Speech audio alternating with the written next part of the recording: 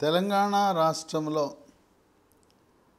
రాబోయే లోక్సభ ఎన్నికలకు అత్యధికంగా ఆశావహులున్న పార్టీ కాంగ్రెస్ పార్టీ. ఎందుకంటే అధికారంలో ఉంది. అధికారంలో ఉంటే సహజసిద్ధంగా ఆర్థిక వనరులు పుష్కలంగా ఉంటాయి. అందువల్ల గెలిచినా ఓడినా వాళ్ళకు మంచి అవకాశం అని చెప్పి ప్రతి ఒక్కరూ లోక్సభ సీటు కోసం దరఖాస్తులు పెట్టి వాళ్ళ ప్రయత్నాలు వాళ్ళు చేస్తున్నారు.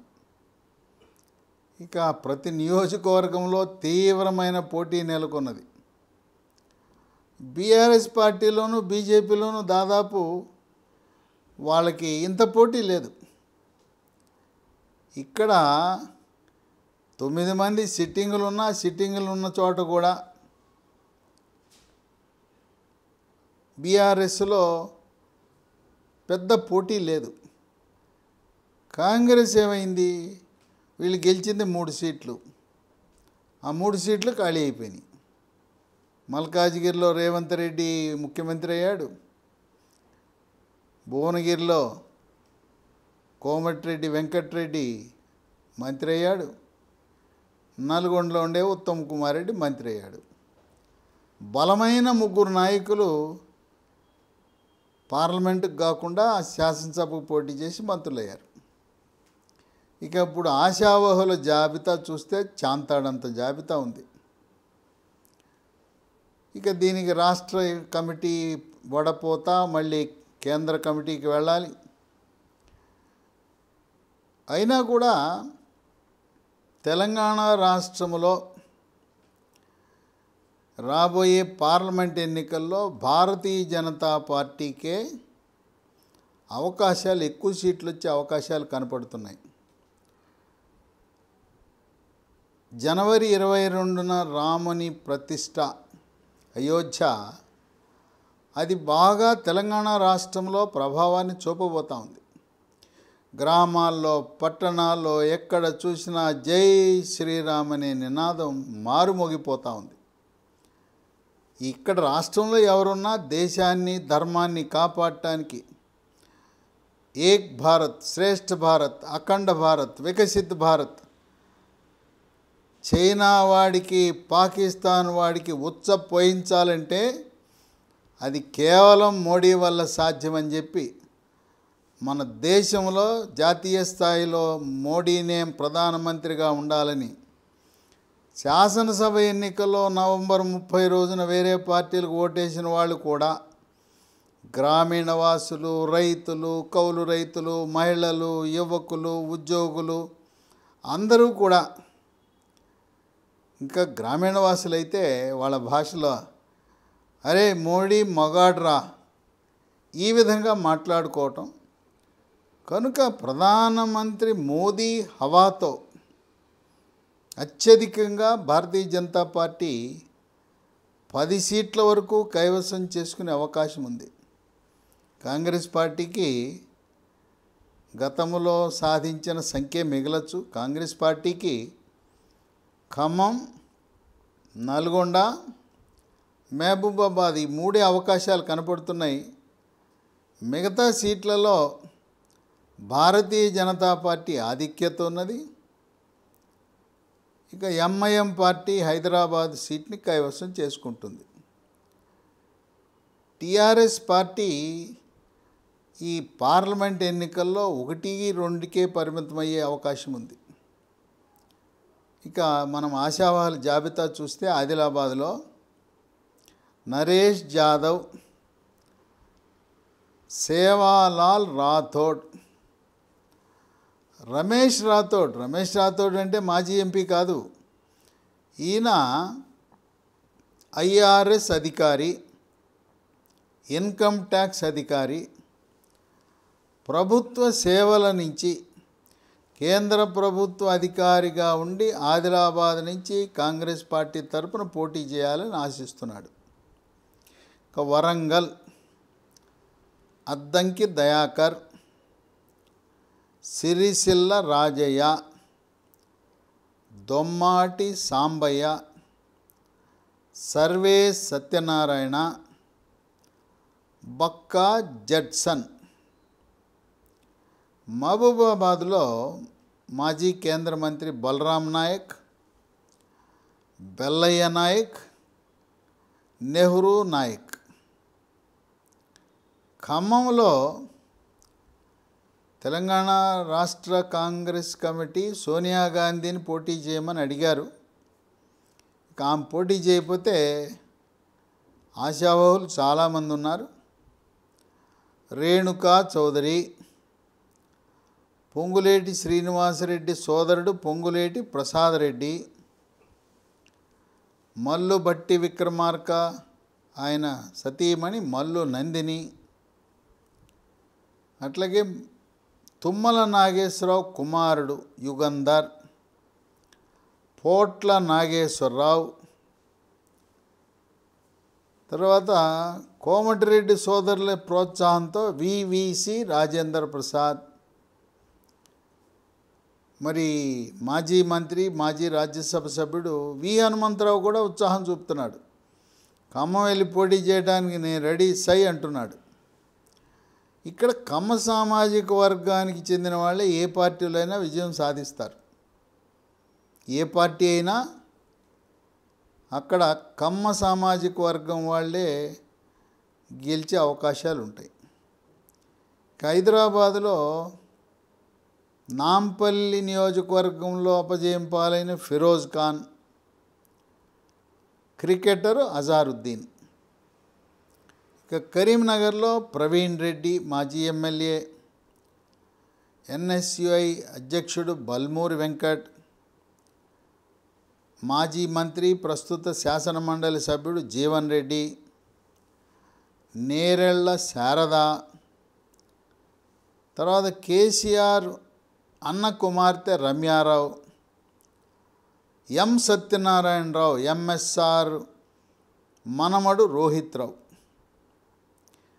పెద్దపల్లిలో గడ్డం వంశీకృష్ణ, ఈయన చెన్నూరు శాసనసభ్యుడిగా గెలిచిన వివేక్, డాక్టర్ గడ్డం వివేక్. అంటే వంశీకృష్ణ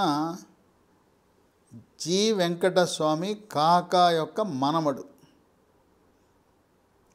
తర్వాత జహీరాబాదులో ఓటమి చెందిన ఆఖరి నిమిషంలో బీజేపీ నుంచి వెళ్ళి కాంగ్రెస్లో చేరిన ఏ చంద్రశేఖర్ మాజీ మంత్రి. అక్కడ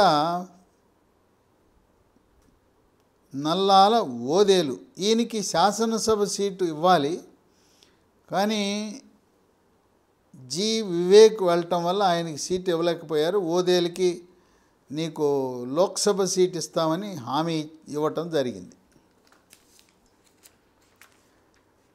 ఇక నిజామాబాద్లో కార్యనిర్వాహక అధ్యక్షుడు వర్కింగ్ ప్రెసిడెంట్ మహేష్ కుమార్ గౌడ్, ఆయన పోటీ చేయాలనుకున్నాడు, శాసనసభకి అవకాశం దొరకల, ఆయన పేరు. తర్వాత బాల్కొండ నియోజకవర్గంలో పోటీ చేయాలనుకుని అవకాశం దొరక ఆయన అనిల్, అట్లాగే డి శ్రీనివాస్ మాజీ పిసిసి అధ్యక్షుడు ధర్మపురి సంజయ్, మాజీ మంత్రి ప్రస్తుత శాసనమండలి సభ్యుడు జీవన్ రెడ్డి. మెదక్కి సినీ నటి మాజీ ఎంపీ విజయశాంతి కానీ, జగ్గారెడ్డి కానీ, జగ్గారెడ్డి సతీమణి నిర్మల జగ్గారెడ్డి పేర్లు వినపడుతున్నాయి. జహీరాబాద్లో సురేష్ షెట్కర్, ఆయనకి శాసనసభ సీటు తిరస్కరించినప్పుడే కొన్ని కారణాల వల్ల ఇవ్వలేనప్పుడు ఎంపీగా సీట్ ఇస్తామన్నారు. గతంలో ఎంపీగా పోటీ చేశాడు సురేష్ షెట్కర్. ఏనుగు రవీందర్ రెడ్డి కూడా ప్రయత్నం చేస్తున్నాడు. మల్కాజ్గిరి మైనంపల్లి హనుమంతరావు, హరివర్ధన్ రెడ్డి. ఇక్కడ విశేషం ఏంటంటే రేవంత్ రెడ్డి నా సీటు కదా, నా సోదరుడిని కొండలరెడ్డిని పెడితే ఎలా ఉంటుంది మల్కాజ్గిరి అని రేవంత్ రెడ్డి ఆలోచన చేస్తున్నాడు. సికింద్రాబాద్ అనిల్ కుమార్ యాదవ్, వినోద్ రెడ్డి, నవీన్ యాదవ్. అట్లాగే దివంగత నేత మాజీ కేంద్ర మంత్రి, కాంగ్రెస్ రాజకీయాల్లో చక్రం తిప్పిన రాజకీయ దురంధరుడు, కేంద్ర న్యాయశాఖ మంత్రిగా పనిచేసిన పి శివశంకర్ కుమారుడు డాక్టర్ వినయ్ కుమార్, పి వినయ్ కుమార్.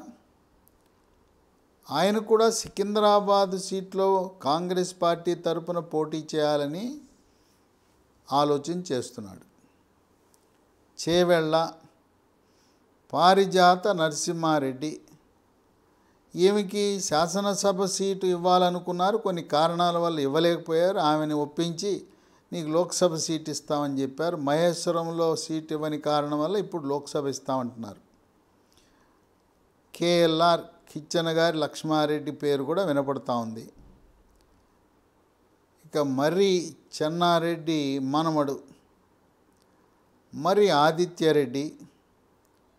అట్లాగే మరొక ఆసక్తికరమైన విషయం ఏంటంటే, తాండూరులో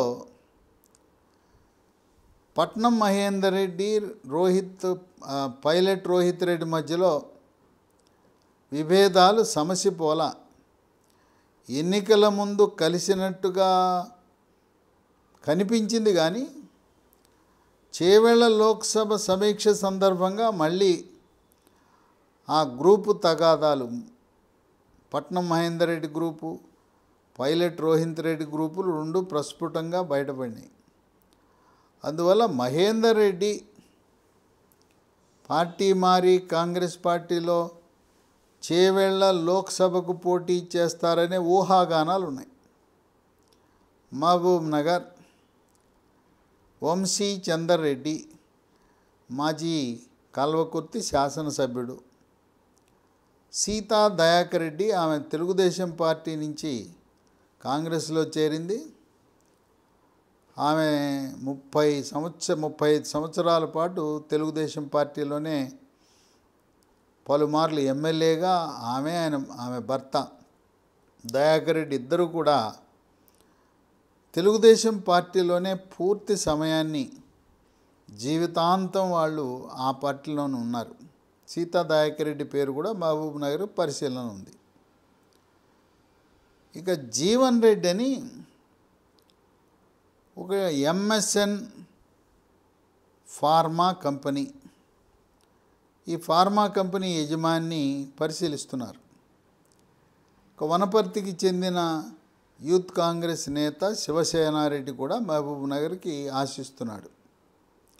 నాగర్ కర్నూల్, అదే నియోజకవర్గం నుంచి గెలిచిన డాక్టర్ మల్లు రవి, దాదాపు ఆయనకి సీటు ఖరారు. ఈయన రేవంత్ రెడ్డికి కుడి భుజం లాంటివాడు. సీనియర్లు అందరూ రేవంత్ రెడ్డికి సహాయ నిరాకరణ చేసిన సమయంలో సీనియర్గా, రాష్ట్ర ఉపాధ్యక్షుడిగా అండగా కాంగ్రెస్ పార్టీలో నిలిచిన ఏకైక వ్యక్తి డాక్టర్ మల్లు రవి. అక్కడ నాగర్ కర్నూలు, అచ్చంపేటలో పాదయాత్ర చేస్తే రేవంత్ రెడ్డిని వెంట పెట్టుకుని పాదయాత్రలో పాల్గొని సీనియర్లందరూ ఈ రేవంత్ రెడ్డిని ఎవరు చేయమన్నారు పాదయాత్ర అని ప్రశ్నించిన రేవంత్ రెడ్డికి ఆది నుంచి నేటి వరకు బలమైన అండగా, కొండంత అండగా నిలిచిన వ్యక్తి డాక్టర్ మల్లు రవి. దాదాపు ఆయనకి సీటు ఖరారు.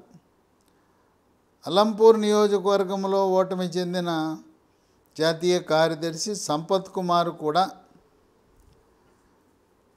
నన్ను పరిశీలించండి అంటున్నాడు. ఇంకొక ఆయన దొరకొండ వెంకటేష్ కూడా నేను కూడా ఉన్నాను అంటున్నాడు.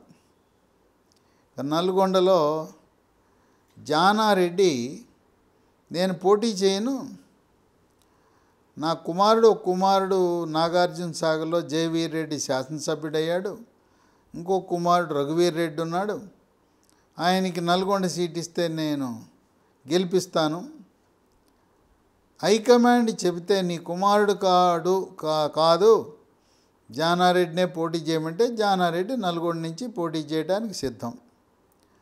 అయితే శాసనసభ సీట్ల సందర్భంగా సూర్యాపేట సీటు దామోదర్ రెడ్డి మాజీ మంత్రికి కేటాయించినప్పుడు రేవంత్ రెడ్డికి అత్యంత సన్నిహితుడైన పటేల్ రమేష్ రెడ్డికి హామీ ఇచ్చారు, నీకు లోక్సభ సీట్ ఇస్తామన్నారు.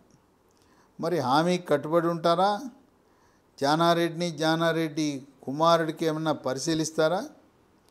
ఏదైనా నల్గొండ ఇది కాంగ్రెస్ గెలిచే స్థానం కనుక హోరాహోరీ ఉంటుంది. ఇక్కడ వేచి చూద్దాం ఎవరికి కాంగ్రెస్ హైకమాండ్ మొగ్గు చూపుతుంది. భువనగిరిలో చామల కిరణ్ కుమార్ రెడ్డి, ఎల్బీ నగర్లో ఓటమి చెందిన మాజీ ఎంపీ మధు యాష్కి గౌడ్. ఇంకొక విశేషం ఏంటంటే కోమటిరెడ్డి రాజగోపాలరెడ్డి సతీమణి కోమటి లక్ష్మి కూడా భువనగిరి నుంచి పోటీ చేయాలని ఆసక్తి చూపిస్తూ ఉంది. ఇక తీన్మార్ మల్లన్న ఆయన కూడా నన్ను భువనగిరికి పరిశీలించండి అంటున్నాడు.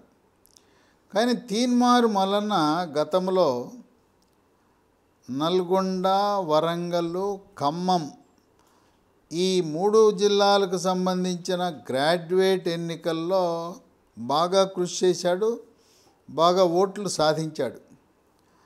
ఇప్పుడు ఆయనకి ఆ సీట్ ఇస్తే త్వరలో అది పల్లా రాజేశ్వరరెడ్డి రాజీనామా చేయటం వల్ల ఆ సీటు ఖాళీ అయింది. కనుక తీన్మార్ మల్లన్న కాంగ్రెస్ పార్టీ ముద్ర వేసి కాంగ్రెస్ అభ్యర్థిగా గ్రాడ్యుయేట్ ఎన్నికల్లో నల్గొండ, ఖమ్మం, వరంగల్ ఆ సీటు కేటాయిస్తే భువనగిరిలో తీన్మార్ మల్లన్నకు లోక్సభ సీటు పరిశీలనలో ఉండడు.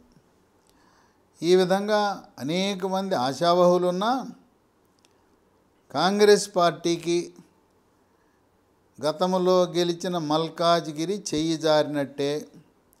మల్కాజ్గిరి పరిధిలో ఉండే 7 అసెంబ్లీ నియోజకవర్గాల్లో ఒక్క ఎమ్మెల్యే కూడా గెలవలా. ఆ మల్కాజ్గిరి పరిధిలో ఉండే ఒక్క డివిజన్లో కూడా కాంగ్రెస్ పార్టీ మున్సిపల్ ఎన్నికల్లో విజయం సాధించలా. కనుక మల్కాజ్గిరి చెయ్యి జారినట్టే.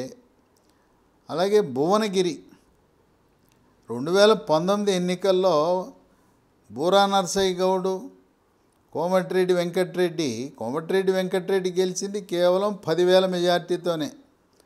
అది కూడా అక్కడ రోడ్ రోలరు, రోటీ మేకరు ఇలాంటి గుర్తుల వల్ల ప్రజలు కొంత గందరగోళానికి గురై ఓట్లు తారుమారవటం వల్ల కోమటిరెడ్డి వెంకటరెడ్డి గెలిచాడు. అక్కడ బూర నరసయ్య గౌడ్ చాలా బలమైన అభ్యర్థి. ఆయన బీజేపీ తరఫున నిలబడుతున్నాడు. బీసీ సామాజిక వర్గం ఎక్కువ, గౌడ్ సామాజిక వర్గం. అందువల్ల భువనగిరి కూడా కాంగ్రెస్ పార్టీ నుంచి చేజారే అవకాశం ఉంది. ఇక చివరికి ఒక 3 సీట్లు మాత్రం కాంగ్రెస్ పార్టీ కైవసం చేసుకునే అవకాశం ఉంది. ఖమ్మం, నల్గొండ, మహబూబాబాద్ ఈ 3 నియోజకవర్గాల్లో కాంగ్రెస్ పార్టీకి అవకాశం ఉంది. ఇక అంతకంటే భారతీయ జనతా పార్టీ హవాని, మోదీ హవాని వ్యతిరేకించే బలమైన అభ్యర్థులు కానీ ప్రజల నాడి కూడా సర్లే రాష్ట్రంలో కేసీఆర్ని ఓడించాలి, గద్దె దింపాలని కాంగ్రెస్ పార్టీకి ఓటేశాం, చాలు అంతవరకు. కేంద్రంలో జాతీయ స్థాయిలో బీజేపీ, మోడీ కావాలని అన్ని వర్గాలు, అన్ని కులాలు, అన్ని ప్రాంతాల వారు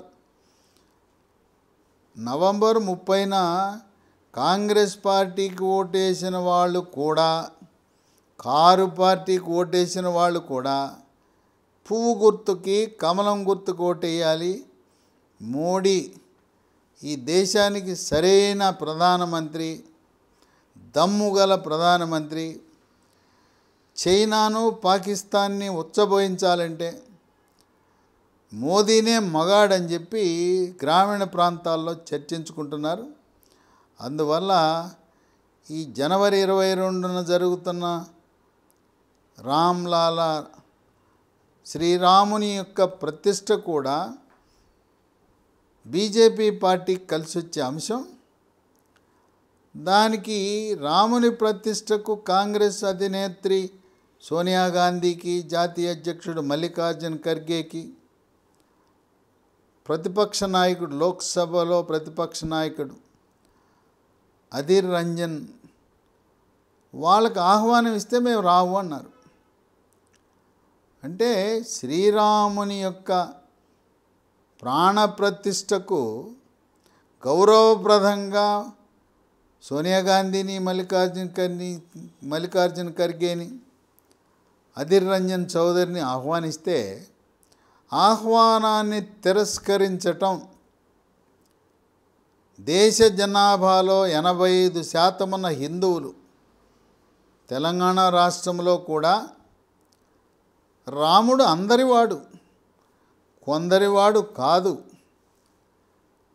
మరి సెక్యులర్ అని డబ్బా కొట్టుకుంటున్న కాంగ్రెస్ పార్టీ మీరు కేవలం 15% ఉన్న మరి మైనారిటీల ఓట్లతోనే మీరు రాజ్యాధికారం సాధిస్తారా? అందువల్ల సోనియా గాంధీ కాంగ్రెస్ పెద్దలు శ్రీరాముని ప్రాణప్రతిష్టకు హాజరు కాకపోవటం వల్ల తెలంగాణ రాష్ట్రంలో దేశవ్యాప్తంగా కూడా కాంగ్రెస్ పార్టీకి లోక్సభ ఎన్నికల్లో వ్యతిరేక పవనాలు వీసే అవకాశం ఉందని విశ్లేషకులు భావిస్తున్నారు.